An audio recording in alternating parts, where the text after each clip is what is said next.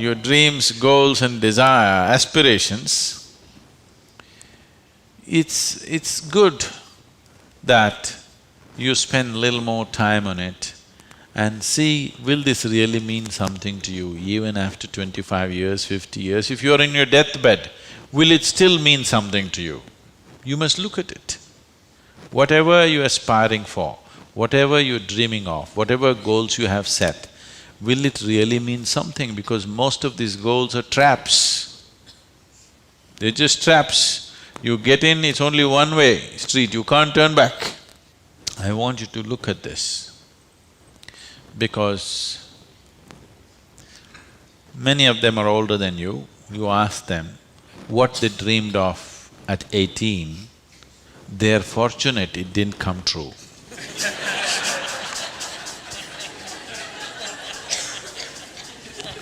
Yes or no? If everything that you desired and dreamed came true in your life, could you live with it? Fortunately, many of those things got filtered and never came true, isn't it? So, it will be very good if anybody of your age, if they want to decide and fix the goals of their life, it'll be very good if they take a break from all influence that's around them. Social influences, family influences, other influences, withdraw somewhere, that's why an ashram. Withdraw somewhere, sit down, meditate, bring yourself to a certain level of clarity and joy. When you're very happy and clear, you must decide. Not in desperation you set goals. Desperate goals that you set will mean a lot to you at that moment. Tomorrow morning you look, you don't know why you're tangled up with it. So, it'll be good. If you're fixing your life, it's best that you do it when you're very, very peaceful, happy and clear-headed, isn't it? Not influenced by anything around you, simply by yourself. Sit and decide what is it that you really want to become in your life. What is it that will be of enduring value for you, not for somebody else, for you. And you don't have to build a personality for that, you strive for that. The necessary persona will come. You must understand what a personality is. The word personality comes from the word persona. Persona means in Greek or in Latin, I'm sorry, is a mask. This is a mask that they used to use in old theaters. Now the same people will be playing many roles. Let's say Ramayana is happening. You have to play Rama's role also and Sita's role also and Lakshman's role also. For everything there's one mask. You hold this mask and speak like Rama, keep it down. Hold this mask and speak like Sita, keep it down. Hold this and speak like Hanuman and keep it down. This is how the plays were done. So it is those masks which were referred to as persona. So personality means you held a mask and mask got stuck to your face, you couldn't pull it out. That means you have a personality. Personality is something that people are trying to develop because they have no sense of being. Instead of the real thing, you're trying to concretize the fake thing. If you are in touch with your being, why do you want a personality? It's not necessary. You can be a different kind of personality in different places. You are actually already. Or are you stuck with one personality? Some people are. People who are simplistic in their head have only one personality. Others have different personalities in different areas of life, isn't it? If you had seen me before like 1999, that is before the consecration of Dhyanalinga, I was a completely different kind of person, okay? To such an extent, everything about me was so different. Well before that things happened that was beyond me, but this was conscious. At that time I was single-minded towards a certain purpose, I was in a certain way. So after… I never thought I will live beyond that. but somehow things happened. Then I thought, okay, now that the work is over, let me change my personality completely. To fulfill that, I had acquired a certain kind of personality. And now that it's over, I thought, let me change it. And I told people around me, see, I'm going to change my personality. Don't be shocked, I'm still the same guy. They said, no problem, this. I said, just hang on, because things will change. Everything about me will change, the way I operate will change, the way I speak will change, the way I dress will change, the way I do, everything will change. They said, no problem, we know you, we love you with this. I said, that's okay, hang on tight, because when things change, people fall off. Lot of people fell off because they couldn't believe. Where is that person that they knew? That person just evaporated, you know This is a new person, they can't identify with this new person. I told them and changed. In spite of that, they fell off. So many of them. So many of them who were very dear to me and very close to me, they fell away because I changed so dramatically. And I told them I'm going to change because one phase of work is over, now it's time to change my personality. The way I look, the way I dress, the way I speak, the very way I am, everything about me. I even changed what food I like. I changed my personality, so I thought I'll change my food also. So personality is something that you have taken on, but you have become so unconscious about it that you think it's for real. You're asking how to develop, that means you're making it up, right?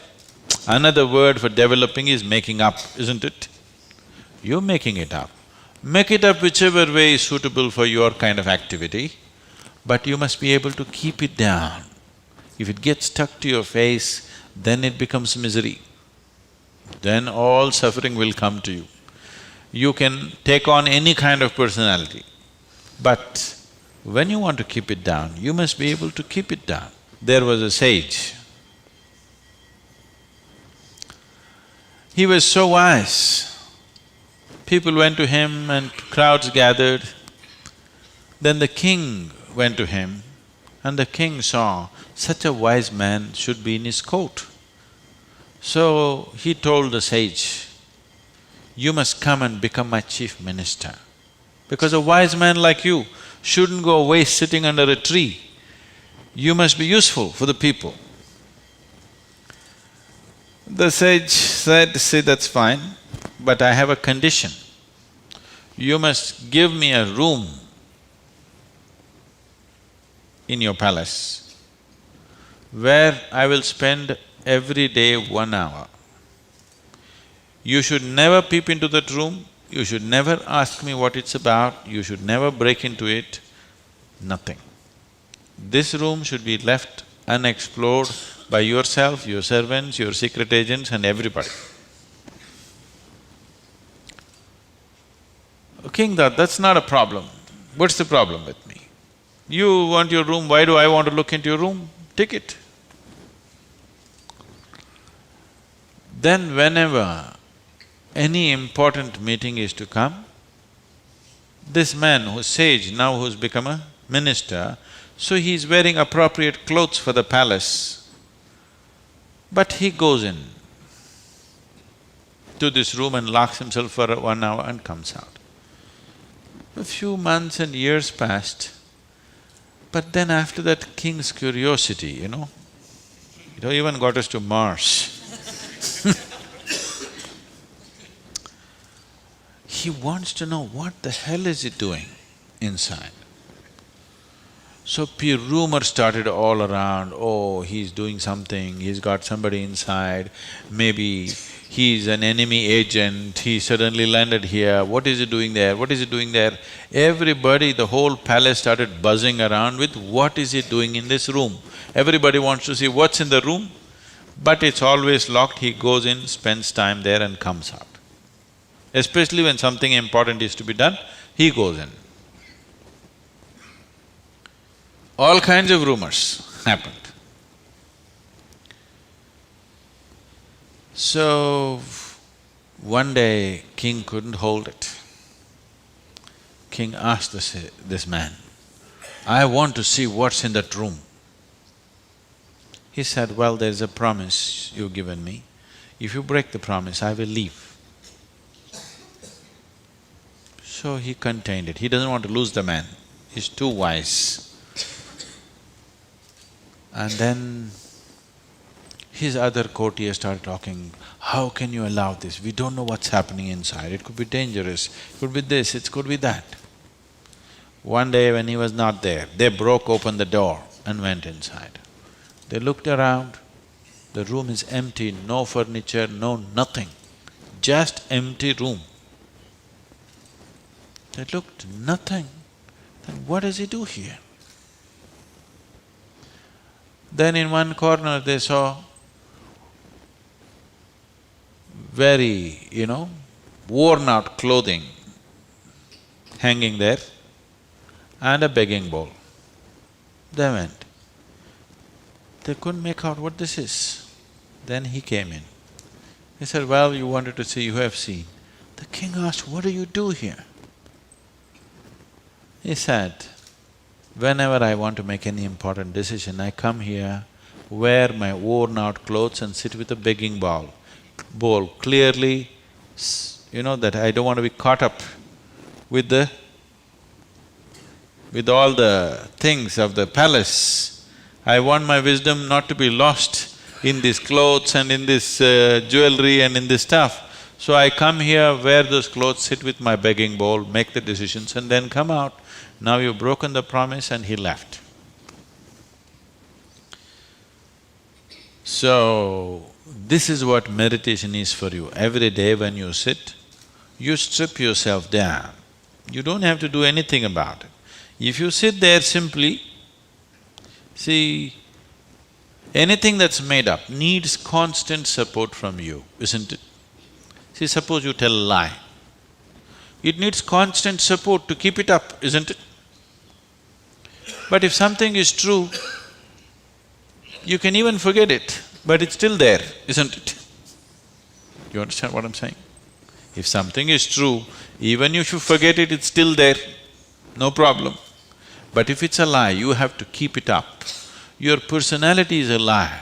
Your being, your existence is the truth. You don't have to keep this up.